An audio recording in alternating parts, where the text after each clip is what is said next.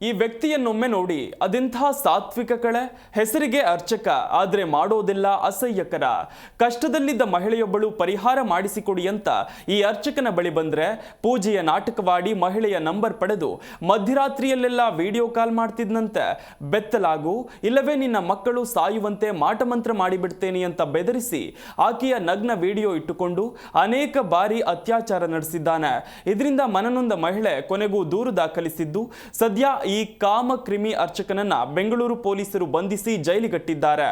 ಅಂದಹಾಗೆ ಪತಿಯನ್ನ ಕಳೆದುಕೊಂಡು ಒಬ್ಬಂಟಿಗರಾಗಿ ತಮ್ಮ ಮಕ್ಕಳು ಹಾಗೂ ಕುಟುಂಬದ ಜವಾಬ್ದಾರಿ ನಿಭಾಯಿಸಲು ಕಷ್ಟಪಡ್ತಿದ್ದ ಬೆಂಗಳೂರಿನ ಮಹಿಳೆಯೊಬ್ಬರು ನಿಮ್ಮ ಯಾವುದೇ ಸಮಸ್ಯೆಗಳನ್ನ ನಿವಾರಣೆ ಮಾಡ್ತೇವೆ ಎಂಬ ವಿಡಿಯೋವೊಂದನ್ನ ಇನ್ಸ್ಟಾಗ್ರಾಂನಲ್ಲಿ ನೋಡಿದ್ದಾರೆ. ಬಳಿಕ ಸ್ನೇಹಿತರ ಜೊತೆ ಪೂಜೆ ಮಾಡಿಸಲು ಕೇರಳದ ತ್ರಿಶೂರ್ನ ದೇವಾಲಯಕ್ಕೆ ಹೋಗಿದ್ದಾರೆ. ಅಲ್ಲಿನ ಅರ್ಚಕ ಈ ಅರುಣ್ ಎಂಬಾತ ಮಹಿಳೆಯ ಮೊಬೈಲ್ ನಂಬರ್ ಪಡೆದುಕೊಂಡಿದ್ದಾನೆ. ಮನೆಗೆ ವಾಪಸ್ ಬಂದ ನಂತರ ಪದೇ ಪದೇ ಕಾಲ್ ಮಾಡೋದು, ಮೆಸೇಜ್ ಮಾಡೋದು ಹೀಗೆ ಮಾಡ್ತಿದ್ನಂತೆ. ದಿನ ಕಳೆದಂತೆ ಮಿಡ್ ನೈಟ್ ವಿಡಿಯೋ ಕಾಲ್ ಮಾಡಿ ಬೆತ್ತಲಾಗುವಂತೆ ಹೇಳ್ತಿದ್ದನಂತೆ. ಹೀಗೆ ಮಾಡಿದ್ರೆ ಮಾತ್ರ ನಿನ್ನ ಸಮಸ್ಯೆ ಪರಿಹಾರವಾಗುತ್ತೆ, ಇಲ್ಲವಾದ್ರೆ ನಿನ್ನ ಮಕ್ಕಳು ಸಾಯ್ತಾರೆ ಅಂತ ಹೆದರಿಸ್ತಿದ್ನಂತೆ. ಇದರಿಂದ ಆಕೆಯೂ ಕೂಡ ಬೆತ್ತಲಾದಾಗ ಅದನ್ನ ವಿಡಿಯೋ ರೆಕಾರ್ಡ್ ಮಾಡಿಕೊಂಡು ಬ್ಲಾಕ್ ಮೇಲ್ ಮಾಡಲು ಈ ಅರ್ಚಕ ಶುರು ಮಾಡಿದ್ದಾನೆ.